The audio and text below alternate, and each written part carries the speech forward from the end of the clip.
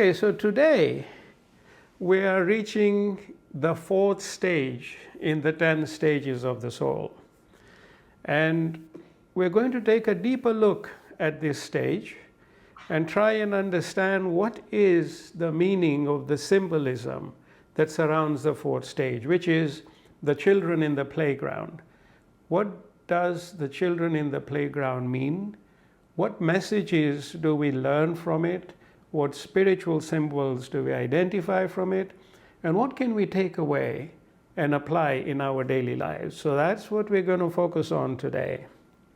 Now, to start with, let us take a brief look at the 10 stages of the soul so that we can tie together everything we've learned so far.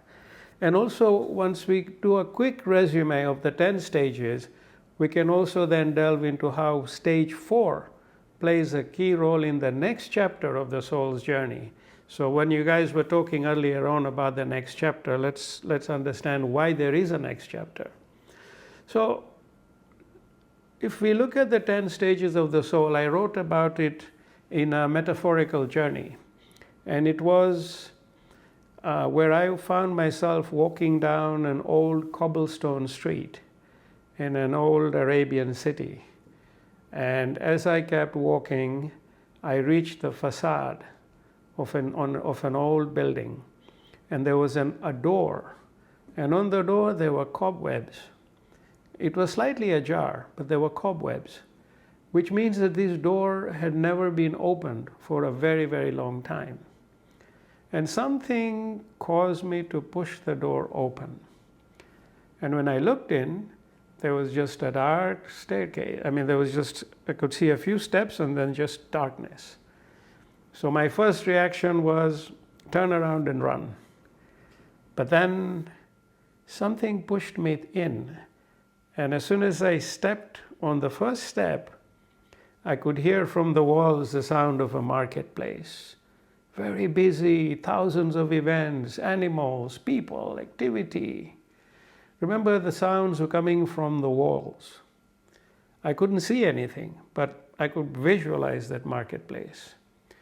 And then when I took one step up, the sound of the marketplace went away. One more step, there was still silence. But on the third step, now I could hear the sound of a dripping tap. Dripping with precision. There was water in a bucket and a tap just letting water through drop by drop, continuous. And I thought, wonder where this is. Where am I? I look ahead of me and I see a staircase, and the scientist in me automatically wants to start counting the steps, and I count the steps and there are 66. And I turn around and now there's a wall of darkness behind me, so I cannot get out. I can only go one way, which is forward. Then I climb 3 more steps and I reach the 3rd stage, where I hear the sounds of an old grandfather clock ticking with precision, again constant. Just the previous stage was dripping water, here was the ticking clock, and I thought, wow, I feel like I'm inside this grandfather clock. I climb 3 more steps, and then I hear the beautiful sound of children running around and playing and laughing in the playground.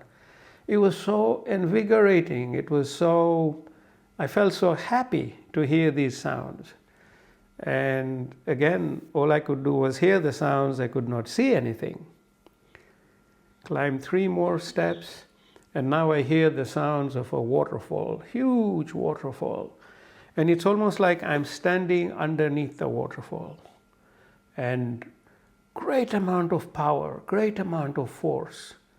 And it was a striking feeling to be in the middle of this waterfall. I climbed 3 more steps, and now from that powerful feeling, suddenly I'm in a very tranquil place where I hear the sound of monks chanting in a temple. Beautiful voices, very soothing, very serene. And then 3 steps later, I reach the 7th stage and I hear the sounds of water reaching the shore on a beach. Palm trees rustling, very, very peaceful, very beautiful. And I look ahead and I count the number of steps. There's still 66. No matter how I keep climbing, there's always 66 and then a wall of darkness. Then I climb 3 more steps. And I reach the 8th stage and I hear an orchestra playing music with complete harmony, complete perfection. Music like I've never heard in this world. And I just want to stay there and listen to it. It's so beautiful. Climb 3 more steps. And I reach the 9th stage where I get the sounds of being right at the bottom of the ocean. I hear the sounds of the bottom of the ocean. And I can now continue to hear the orchestra. Then I take 3 more steps and I'm at the 10th stage. And at the 10th stage, I hear the sound of dolphins singing away, jumping away, very lively, very pleasant. And now when I look at the 66 steps, at the end of the 66 steps, I see a door. This is a door of light. Behind the door is a light. But if you can imagine a dark staircase and you open a door which has light, you would expect it to fill the staircase. Not this one. This was just light behind the door. And then I heard this voice within myself, in my inner self. And I call it the voice of thunder. And the voice says, you have reached 10 stages of your journey. You've reached the final stage. Tell us what you know about these stages. And I go, voice of thunder, I don't know. And I'm asked again, you do know, because if you didn't, you wouldn't be here. Tell us about the 10 stages. And I said, oh voice of thunder, I don't know. And then the 3rd time I'm asked, and all of a sudden it was as if a veil was lifted from in front of my eyes. And then I knew everything. And I said, when I entered the staircase, there were the sounds of a marketplace. This is the world I come from. This is my material world with thousands of events. And from there I rose to the 2nd stage, which was the dripping tap, where I went from thousands of events down to one singular event. So my focus narrowed to one event, which is the dripping of the water. And I was asked, why water? And I said, water is the essence of life. And I said, then I climbed up 3 more steps, and I was in this grandfather clock. And it was still a singular event because I could hear the clock ticking, but I could not see the time that it represents. So whereas in step 2, I could, if I wanted to, I could visualize and see water dripping, even though I'm basing it all on the sounds I heard, I could visualize it. Stage 3, no matter how I try, I cannot visualize the time because it is of the unseen. So in stage 3, I've gone from the seen to the unseen. And then when I reach stage 4, there's children playing in the playground. And for me, this marks a new birth, a new beginning, an invigorating beginning, and an era of pure innocence that made me feel very happy. And then I rose 3 more stages, 3 more steps, and I find myself in the waterfall. Powerful water falling all around me. On the 2nd stage, it was just a droplet in a bucket. And now it's an entire waterfall of the essence of life falling on me, and I am right in it. And when water flows and goes through such amounts of cascades and everything, it becomes pure. So I'm now in a stage of abundance of purity as well, abundance of essence of life and abundance of purity. And then when I rise to 3 more steps and I reach the 6th stage, I hear the chanting of the monks. And in this case, my body is the temple. And the singing and the chanting of the monks is the first time I'm hearing my true inner voice. That comes at the 6th stage. And then when I reach the 7th stage, and I hear the rustling of the palm trees and the water coming to the shore on the beach, I am in paradise. And I'm so happy to be there. I'm so tired. And all I want to do was stay in paradise and not move further. So the voice says that is true. Many, many, many, many souls have made it to paradise. But very few have made it to where you're standing now at the 10th stage. Tell us why. And I said, when I get to the 8th stage, it is the stage of the orchestra, where every instrument is in complete harmony. And here I am, in the presence of total harmony and zero conflict. Now, as a human being, it is impossible for me to even visualize zero conflict, because we all have conflict. So this is a stage of great challenge. But feeling that pure harmony tells me that it is a challenge I want to take on. And so I do.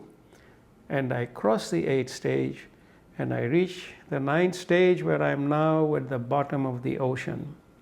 So when I was the droplet at the 2nd stage, the waterfall at the 5th stage, I am the river, and now I am merging into the ocean. So at that 9th stage, I have no physical body left. I have become totality, because I am in the ocean of totality. And then at the 10th stage, I hear the sounds of the dolphins, and the dolphins are the monks of the ocean. They are the inner voice of totality. And so I have now reached that stage where my physical being is gone. I am the ocean, and I'm hearing the voice, the inner voice of totality. So I'm asked, why is it that stages 1 to 7 are distinct? As soon as you leave a stage, there is no sound. And yet when you reach 8, 9, and 10, the orchestra doesn't stop. You keep hearing it at the bottom of the ocean, and then you get to the chanting of the dolphins, and you still hear the ocean, and you still hear the orchestra. And I said, because at the 8th stage, I am the river. As I leave the 7th stage and get to the 8th, I am the river that is merging into the ocean. And as I go from 8, 9, and 10, up to 10, as I journey, at some point I am neither the ocean nor the river. But that is my journey. And when I reach the 10th stage and the chanting of the dolphins, I am completely merged into the ocean, and I'm no longer the river. I'm no longer the physical being, the physical body, because that was with me on the 6th stage. Here now, I am the ocean. I am totality. And so I'm told you can climb the 66 steps, and so I climb. And when I reach the door of light, I'm allowed to enter. And the last words I hear are, you are no longer you. That is your fulfillment. That is the completion. And what lies behind that door? There is no vocabulary that can even start to describe. Our vocabulary is of three-dimensional world. This, you're talking about infinite dimensions, a stage which can only be experienced.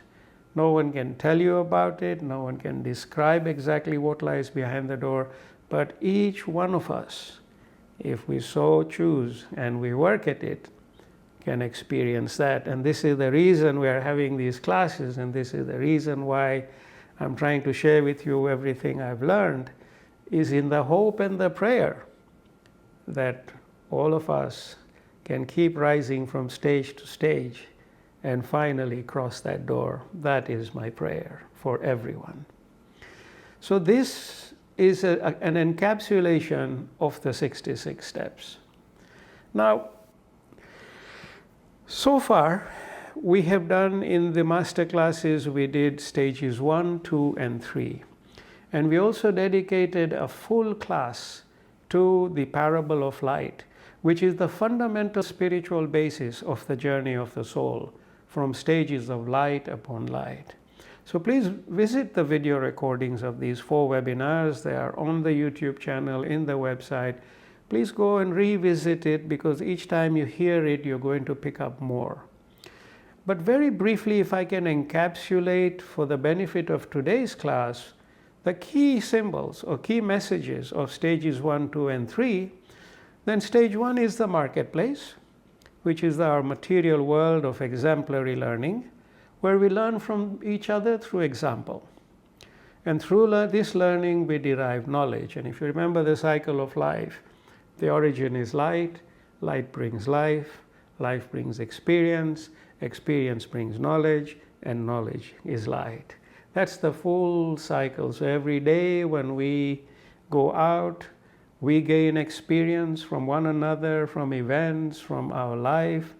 As we reflect on these experiences, they become knowledge, and knowledge is light. And our goal is to gain light upon light until we reach the final stage where there's no difference between us and our Creator.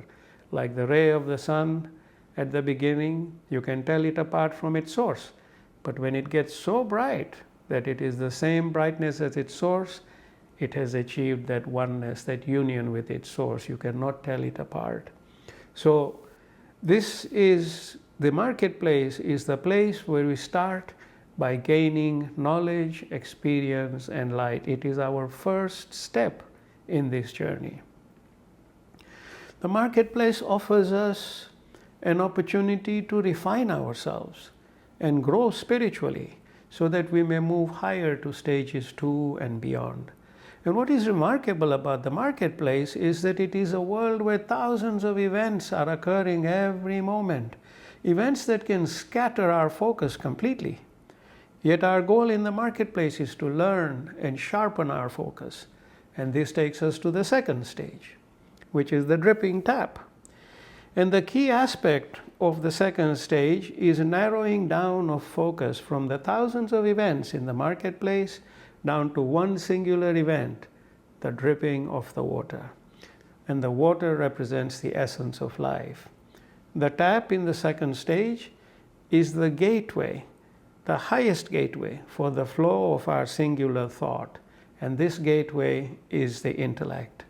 And in stage 2, we develop our abilities to work with our intellect, to refine it, and to open ourselves to greater flow of enlightened thought. The bucket in stage 2 represents containment. Now, this is important for today's class. It represents containment. Each one of us is contained by our circumstances, our physical body, and more. The video of the second stage, which you'll find on YouTube, explains this containment in a lot more detail. But this brings us to the third stage, the grandfather clock. And at this stage, we are still in singular focus, just like stage 2, but the time that the grandfather clock represents is unseen. Now, unlike the dripping water, which is seen in stage 2, we are moved from the seen to the unseen. Our intellect has been refined to such a level that our capacity to communicate with our higher self is now well developed. At stage 3, our soul commits itself to the sole purpose of rising beyond stage 3 all the way to stage 10 and beyond, and hence its karma is dissolved, its karma is extinguished, and the new karma of enlightenment now begins, whose purpose is to bring experiences that enable rapid spiritual growth. And this brings us to stage 4, which we will focus on today. The children in the playground. Now, what does the symbol of the playground and the children represent? Let's take a closer look. The playground is a place of complete freedom, where children can run around happily. The presence of children indicates a new birth, a new chapter. Based on the karma of enlightenment, it is a new journey. At stage 3, that old journey ended, and this is a new one with a sole focus on rising all the way to stage 10. Children in the playground are innocent. So this is a stage of pure innocence. And we will explore dimensions of this innocence today because they are fascinating. In stage 4, the droplet that we saw at stage 2 is now ready to flow towards enlightenment. it is now ready to grow into a river. So in stage 4, a river is born and its new beginning. Stage 4 is a very powerful level for the soul to experience and grow in. So now let's dig deeper into some of its core aspects. Let us start with what is the karma of enlightenment. Now last year we did several classes based on karma, and now may be a good time to revisit their video recordings. There are 3 recordings I would recommend you go back to. One is called How to Understand Karma and Its Resolution. Then the next one after that is How to Know the Soul and Understand Reincarnation. And the third one was How to Decipher Deja Vu and Rethink the Future. These 3 videos encapsulate karma in a whole range of dimensions, and I do recommend you go back and review them, because some of the lessons you will gain there will help us understand stage 4 and the higher stages. So to refresh your memories on karma and refresh your memories on what we call the soul bond, which is a bond that a soul makes with its creator before birth. That's the soul bond, and in those 3 videos we talk extensively about it. And the karmic compass that follows from the soul bond. The karmic compass that brings events and experiences of learning and opportunity for the soul to fulfill its soul bond. Okay? So we've covered this before. Now today our dear angels Cyrus and Luminous are going to help us understand the karma of enlightenment in their usual style of pure simplicity, because they have a way of articulating complex things in very simple forms. So Cyrus says that karma is a subject that is so broad and interpreted so differently by all, which is a wonderful thing, he says. Now why is it a wonderful thing, I asked. Cyrus said, karma is fluid and timeless. It is not a stationary beacon that you walk towards. It is a beacon that walks with you and helps you make your choices at every crossroad. Beautiful explanation. He says it's not a stationary beacon that you walk towards. It is a beacon that walks with you and helps you make your choices at every crossroad. And all souls make a bond with their Creator. A bond that comprises all the learning that they wish to achieve in that lifetime. It is a loving bond, not one to be afraid of or considered a burden. He says, let me give you an example of the soul Maya so you can understand this bond. He said, imagine she is a child living in this world and she wishes to learn about musical instruments so that she can experience them all and then choose the one that reverberates with her the deepest. And this instrument will become the one she chooses to perfect downstream in her journey. Her parent, who you can think of as the Creator, lovingly listens to Maya, and together they decide on a way forward to fulfill Maya's goal. That goal becomes the soul bond between Maya and her Creator. The karmic compass is now set by the Creator for Maya to follow and experience. This karmic compass presents Maya with different musical instruments so that she may learn and experience them, and then narrow down her choices to that one musical instrument, that final single musical instrument that reverberates through her completely. Her karmic compass then sharpens the learning and experiences that must follow to help her fulfill her soul bond. So you see, it's not so complicated when you think of the soul bond and the karmic compass this way. How many musical instruments do you start with? You experience them, you come down to one and you perfect it. That's the soul bond and that's the karmic compass. I said, you both are masters at simplifying knowledge, Cyrus and Luminous. Cyrus continued, drawing further on this analogy. At the 3rd stage, Maya has now narrowed down her choices to a point where she is ready to embark on a journey that is purely focused on the goal, that one instrument. In this case, the instrument is enlightenment. And when she has committed to that, all her previous karma, with all the instruments she has experienced, are dissolved in stage 3. And the new karma of enlightenment that shapes her journey ahead towards enlightenment starts at the 4th stage. So I commented, so I said, in the 4th stage, Maya is beginning an entirely new chapter in her soul's journey, a chapter driven by the karma of enlightenment. Have I understood you right? And Cyrus says, yes, indeed, it's a new chapter. So I asked Cyrus, does karma of enlightenment help her reach the 10th stage and beyond? Yes, he replied, but it happens in 2 parts. The first part is where the karma of enlightenment helps lead Maya to stage 7, the stage of paradise, by which point she will have seen the light. But at stage 7, she will be given the choice to commit to crossing stages 8, 9, and 10. These are the most difficult stages.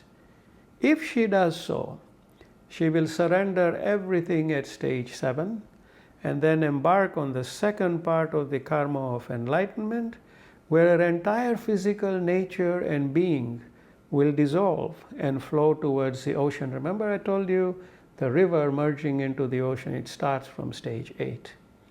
And this second part of going through stages 8, 9, and 10 is what we call the karma of union. Union with the Creator. So it's the second part of karma of enlightenment. Union with the Creator.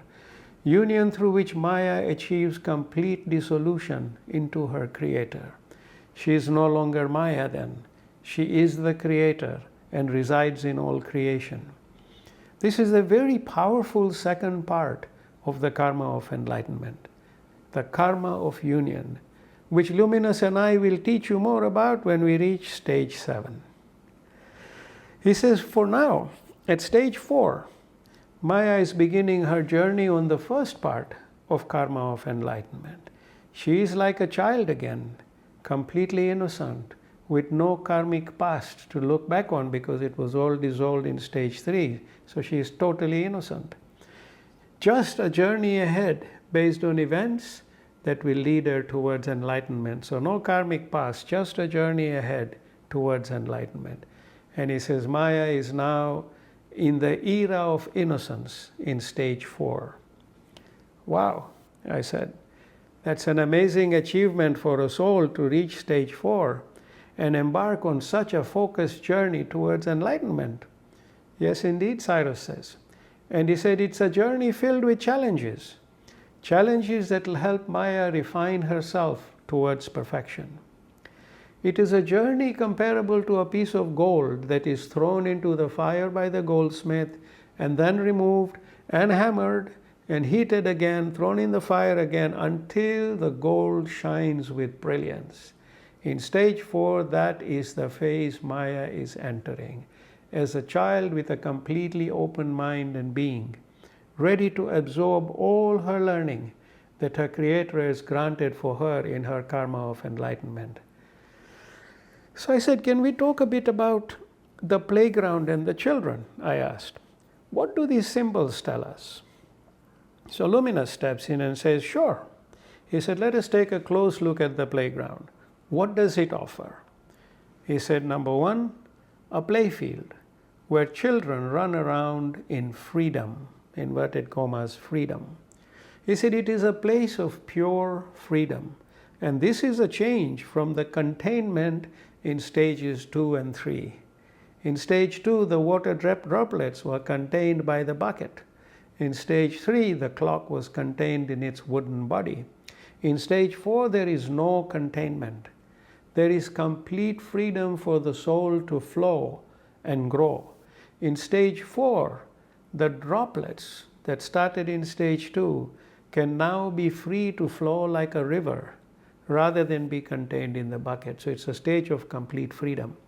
In stage 4, a new baby river is born, where the essence of life, depicted by water, can now flow freely and become a bigger river as the soul rises from stage to stage to stage, because remember, it's going towards the ocean. And he says, remember that the law of a river is that it must always flow. And that flow represents its life. The water in the river is fluid, and it flows freely, even past obstacles and rocks and boulders. And sometimes it flows over these obstacles. The flow of the river is a mark of pure freedom. In stage 4, the karma of enlightenment brings freedom for the soul from containment. Stages 1, 2, and 3 are containment. Stage 4 is freedom. Now we can see why stage 4 is a new chapter. Because now this enables its essence of life to begin to flow like a river. No containment. And he said, remember, in spiritual terms, this is highly significant. Because that droplet or essence of life that rises from the marketplace to stage 2, it becomes a river in stage 4, and it grows stronger as it heads towards its goal of merging with the ocean at stage 10. From droplet to river to ocean. That's the journey. And now the river has begun in stage 4. So he said, so I congratulate every soul that has reached stage 4. And he said, I said to Maya that you will flow with freedom from here on, and nothing can contain you anymore. That is the blessing of the karma of enlightenment as granted by your origin. Nothing can contain you anymore. Think about how important an achievement that represents. In the marketplace, the material world, freedom is the fundamental purpose of struggle for every being. Why do we need money? Because it gives you the freedom to live and as you please and experience the things you wish. Why do people fight and go to war? To protect their freedom. Why do relationships frequently die out? Because freedom is absent. So to reach a stage where a soul now has full freedom is a landmark achievement for any soul. It is no longer engaged in the body like it is in the material world in stage 4. The body cannot contain it anymore. In stage 4, the soul is now associated with the body, in inverted commas, associated with the body, no longer encaged. It can venture where it pleases in search of knowledge. This is a very important difference to note, the word associated versus encaged. What else does the playground offer, I asked Luminous. He continued, it offers instruments of happiness, such as toys, slides, swings, and all forms of entertainment.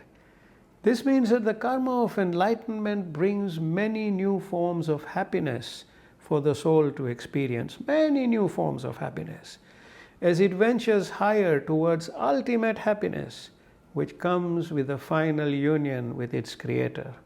This is why so many great spiritual teachers talk about spiritual happiness that is associated with coming close to the light. Those of us who have come close to the light or been in the presence of a powerful enlightened soul, we have felt this gush of happiness that causes tears to flow from our eyes. This happiness makes us cry with joy. And at stage 4, the soul is now on a journey of pursuit of this very deep and pure happiness that comes from the light that it seeks. So it's an incredibly deep journey of happiness. He said, next, the playground offers companionship.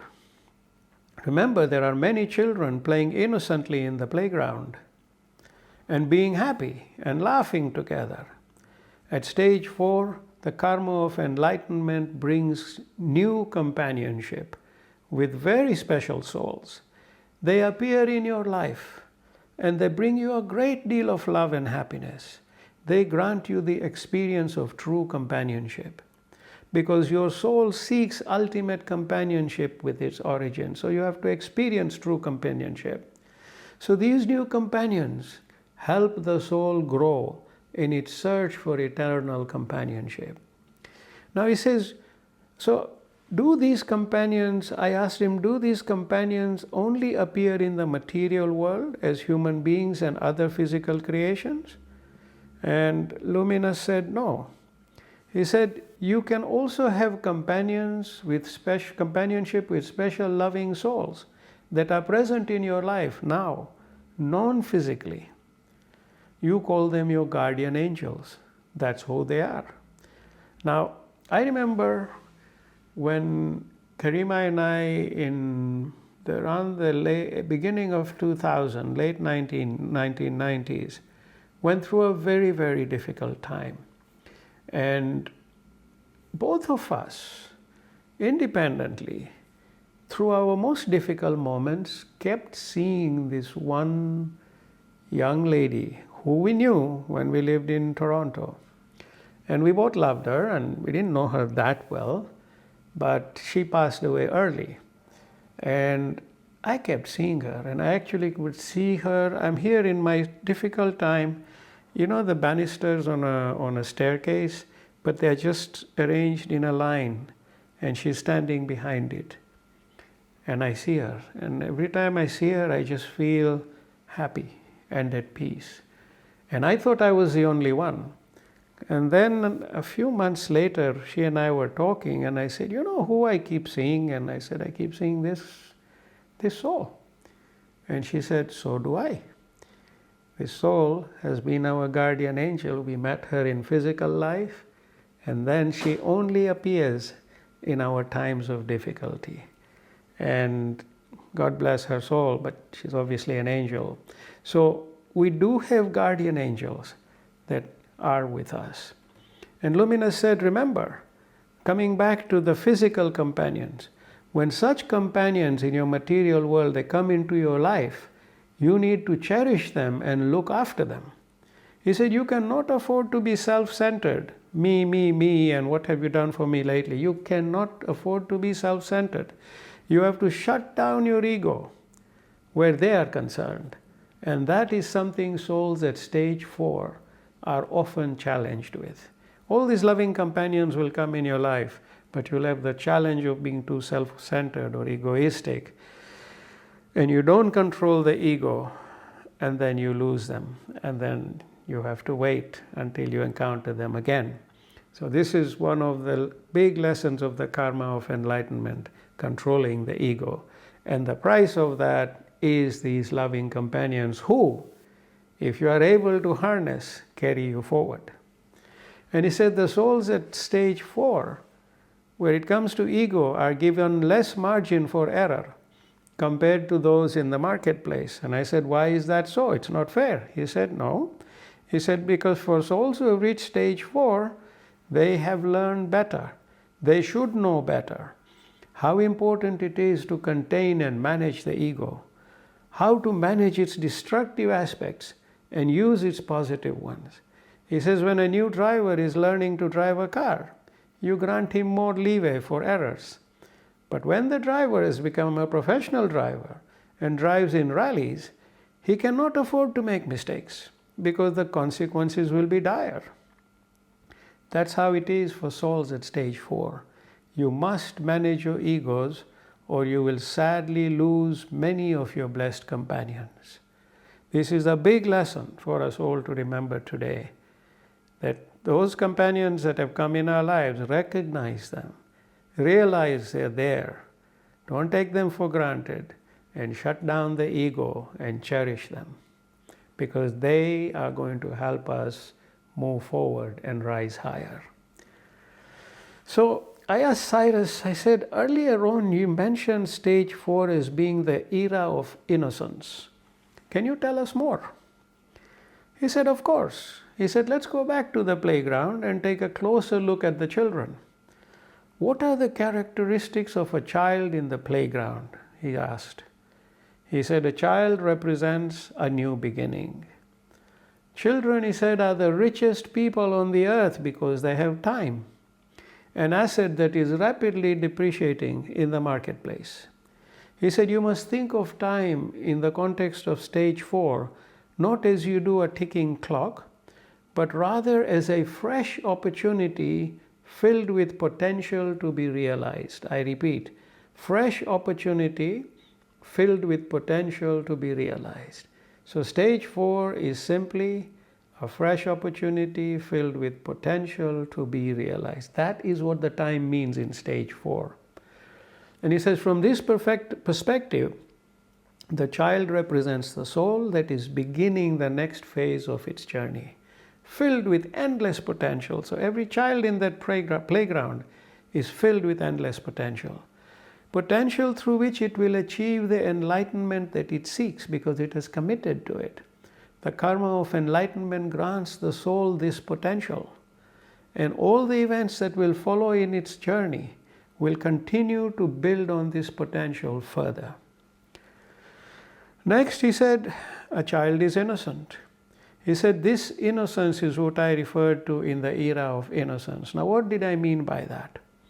He said, a child is like a blank sheet of clean white paper. There is no smear marks on this paper. There is no dirt. There are no biases. It's pure. It's clean. Because the child does not know any of these traits. It does not know dirt. It does not know smear marks. It is innocent. And he said, that brings me to the next point, which is that a child is pure simply by virtue of its innocence. A child by nature is pure. He or she does not know anything other than purity. You all started life that way, and then got corrupted by the world. Luminous laughed. He said, you all started this way, and now you're all corrupted.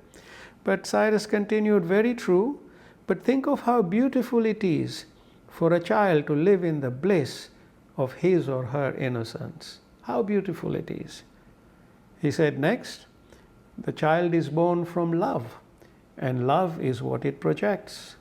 In a playground, you will find children happy because they share a bond of love. Children are thirsty for love, and they will give their love freely to whoever shows them love. Children love unconditionally.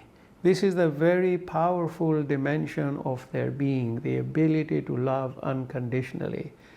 And Cyrus said, of course, as they grow up and get corrupted by the world, their love comes with conditions. Next, he said, a child is courageous. He said, children by nature are courageous by virtue of their innocence. They don't know danger nor fear the way adults do. So children in the playground represent a powerful force of courage, he said. This is very important. Then he said, a child in the playground is happy. As Luminous said earlier, children in the playground represent true happiness. Cyrus says a child is honest. Children by nature are honest, they are innocent, and hence they say it like it is. They don't mince their words. They learn to lie later on. But at the core, they are honest before that happens. Therefore, children in a playground are a symbol of pure honesty. They are symbols of truth. Cyrus said there are many dimensions of children in the playground, and you can add more and more to your list when you have time. But he said from the perspective of a soul at the fourth stage, the attributes you will see can be summarized as follows, what I've just shared with you. He said, number one, pure potential that comes from a new beginning.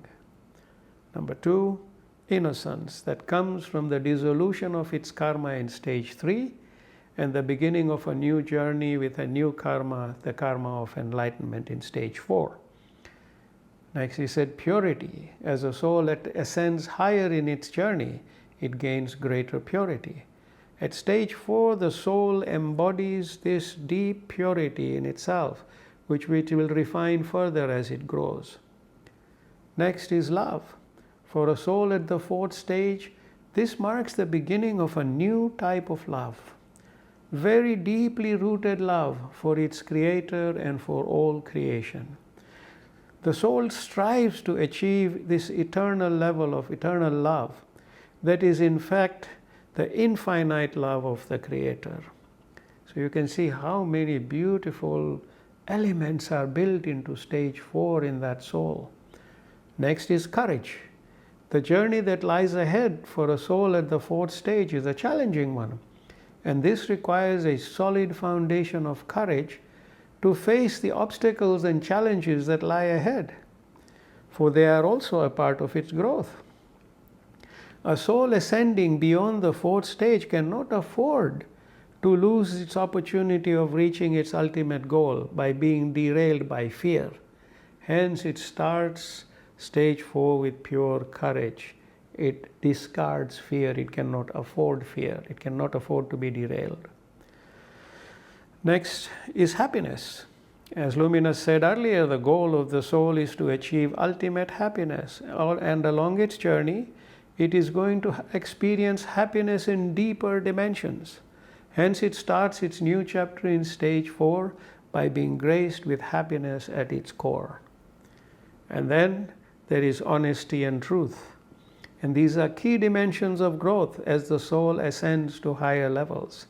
Achieving ultimate truth is its final goal. So it begins stage 4 by embodying honesty and truth.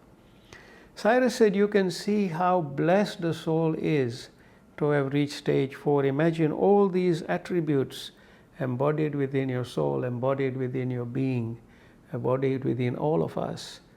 And for those who have reached stage 4, it's an amazing achievement. And he said, look at all the grace that the soul now embodies. I asked Luminous, finally, can you share with us one insight on what each one of us here today can take away with us in terms of life advice based on the children in the playground? Give us some advice. What can we take away from here today? Luminous replied, my final advice is that I would like you all to think about wholesome living as a state of being. What is wholesome living? I asked. Luminous replied, let us look at wholesome living through the example of a 6-year-old boy, Al, and his father, Mark. Let us look at little Al, playing happily in the playground, while his father, Mark, is busy running around with his business. What are the remarkable differences we can see between the life of the father and the son? First, he said, as an adult, Mark has dreams of building his business empire. He works at it tirelessly and dedicates the best part of his working life slaving away for his business.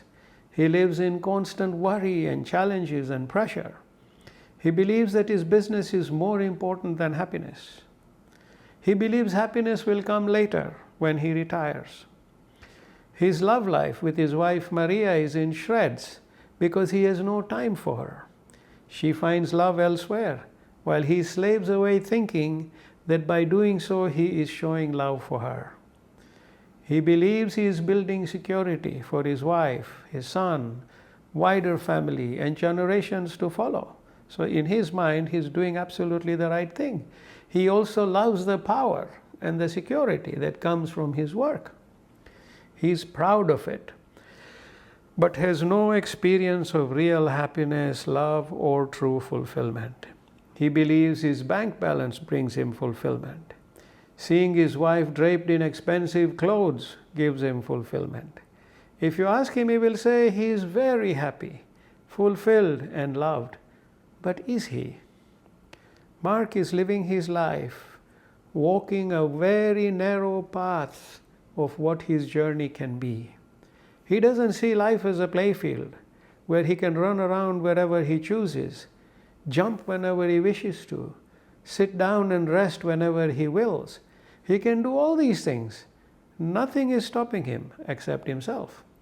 So on this narrow path, Mark labels love, happiness, and fulfillment based on the confines of this narrow path. He said, now let's look at little Al. Little Al is playing in the playground. He is happy. In this moment, his life is the entire playground. He is free to access any part of it that he chooses. He is innocent. He has no dreams, aspirations, or worries of anything. In this moment, Al is experiencing life holistically, secure in the fact that he has all the love of his parents and family. He does not have to think of the future or worry about it. His past is too short to mean anything. All he has is the present and the full playground before him that makes up his life. He said there are no narrow paths like the one his father is on. He and the playground are one. That is wholesome living. Wholesome living is being one with the playground itself. It's a deep concept, which when you put it into practice, he said, with common sense, of course, brings a much wider experience to life. It brings fulfillment at different levels. I said, but it's all good, but adults have far more to worry about in their lives compared to children. How can Mark achieve wholesome living with all the stress he is under? Luminous replied, of course, the life of an adult and a child are not the same. But this analogy of Mark and little Al shows you that when you look at a child's life, you realize the widest range of possibilities that are available to you. When you look at a child's life, you realize the widest range of possibilities that are available to you. You realize that living on a singular and narrow path is not the way to achieve happiness and fulfillment. I do not for a moment suggest that what Al's father Mark is doing is wrong. Not at all. It is just that he can do much better if he chooses to. Mark is doing what he knows best, but this places him on a very narrow path in the wide playing field that is available to him. So I asked him, he said, there's nothing to stop Mark from experiencing different parts of the playground. So I asked, how can he do this? He says he has to consciously add more balance to his life. He can choose to have more time with his family, even if it means earning a little less money or doing away with the luxuries, but he can choose to have more time with his family. He can have a closer awareness of the feelings of his loved ones, their hopes, their aspirations, not just their material well-being. He can pursue activities that interest and inspire him. He can take time to pray and meditate and build on his spiritual life. There are many options, and all these options open up the playground for Mark. The playground has been placed there for him to experience, but he is ignoring most of it, as he remains glued to one single narrow path. So I thought, that's a good explanation, but I said, so what about, say, a man who is slogging away simply for him and his family to survive? How can he add balance? How can he achieve wholesome living? And Luminous laughed and he said, take a step away from the mind of this man for a moment and look at him from above. Look at him from above. Get out of his mind. I said, okay. He said, can he afford to take 10 minutes each day to pray? Yes, I replied. Can he wake up early in the morning to meditate? Yes, I replied. Can he sit with his wife and children and have a loving conversation with them each day? Yes, he can, I replied. So he said, you see, no matter how difficult life can get, one can always step into the playground and cherish important events that bring balance. Small events, but you can always step out into the playground. He said, in fact, the struggling man, if he did these things, will find new energy and hope from his prayers, meditation, and loving exchanges with his family. He will find new energy. He will emerge stronger and attract more abundance because he will be able to reach out to the broader aspects of his being. So assuming people in distress cannot add balance is a myth, Luminous said. In fact, their very solution lies in creating this balance. That's the solution for them. It can be baby steps, he said, brief moments here and there. And the next thing you know, they begin to become the playground. But take those baby steps here and there. That is wholesome living. It is a blessing available to everyone, regardless of their circumstances.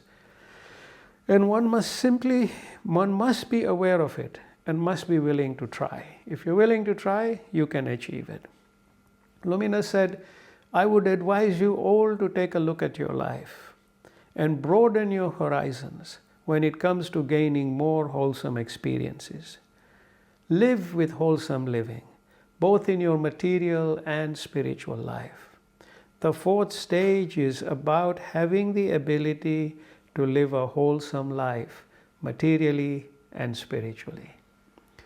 People who are at the fourth stage generally live well-balanced lives because those types of events are what they attract in their life. He said, think about this. You can attract those events. Cyrus said, let us consider the spiritual dimension for a moment from the perspective of wholesome living, using the same analogy of the playground. He said, in their spiritual life, people can also carve narrow paths in a wide playing field, like Mark has done in his material life.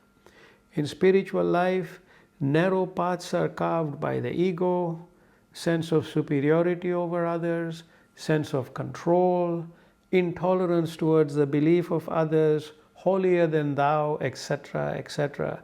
He said spiritual life should be about being one with the playground itself.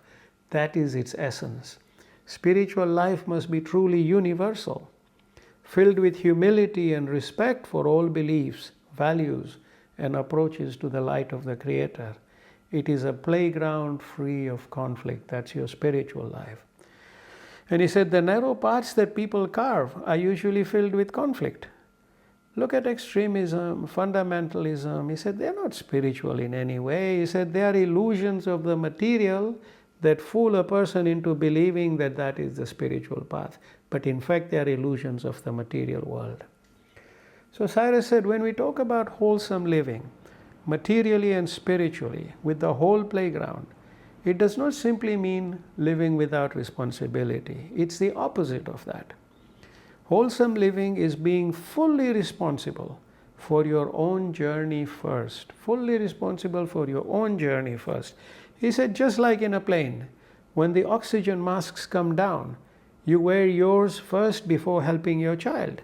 Because if you can breathe, you can protect him or her. If you suffocate, you are of no help to your child.